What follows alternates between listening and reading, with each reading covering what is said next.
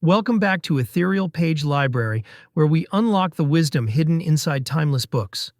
Today we're exploring a modern classic that isn't just about money, it's about the way we think, behave, and make decisions with it. The Psychology of Money by Morgan Housel. In this book, Housel shows us that financial success is less about what you know and more about how you behave. So stay tuned because we're about to break down life-changing lessons that go beyond numbers and get to the very heart of our relationship with money. Part 1. The Author's Perspective. Morgan Housel is a financial writer with a unique approach.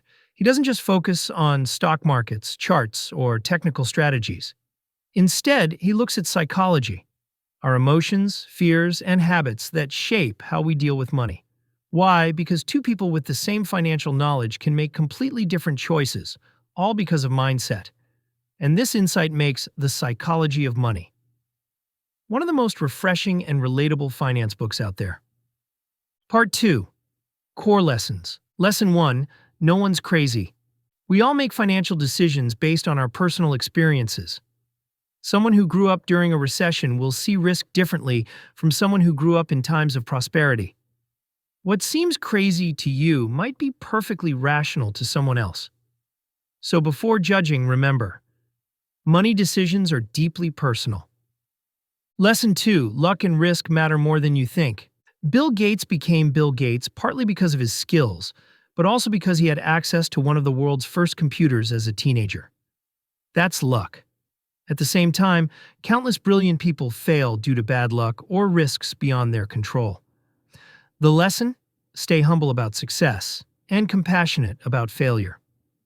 Lesson 3. Never enough. There is always someone richer. Chasing more without defining what's enough can trap you in endless greed. True wealth is knowing when you have enough, so you don't trade happiness for the illusion of more. Lesson 4. Compounding is powerful. Small, consistent gains create extraordinary results. Warren Buffett's fortune isn't just about genius investing. It's about time. He started young, stayed consistent, and let compounding do the magic. Think of money like a tree. It doesn't grow in a day, but over decades, it becomes massive. Lesson 5. Wealth is what you don't see. That fancy car, the big house, or the designer clothes. They might signal wealth, but they often hide debt. Real wealth is invisible. It's the savings, investments, and assets you don't show off. Remember, rich is flashy, wealth is quiet. Lesson 6. Save, even if you don't have a goal. You don't need a clear purpose to save. Life is unpredictable, and savings are your safety net. Think of it as buying yourself options, flexibility, and peace of mind. Lesson 7. Freedom is the highest dividend of wealth. True wealth isn't buying things, it's buying time, the freedom to wake up and decide how you'll spend your day. That's the ultimate luxury. Lesson 8. Beware of tails. Most financial outcomes come from a small number of events. A handful of big investments, lucky breaks, or bad crashes can define decades. The key is to survive long enough to let the odds work in your favor. Lesson 9. You will change.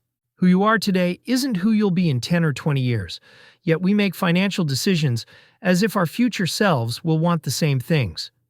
Plan with flexibility, because change is inevitable. Lesson 10. Reasonable greater than rational. You don't need to be perfectly rational with money. You just need to be reasonable.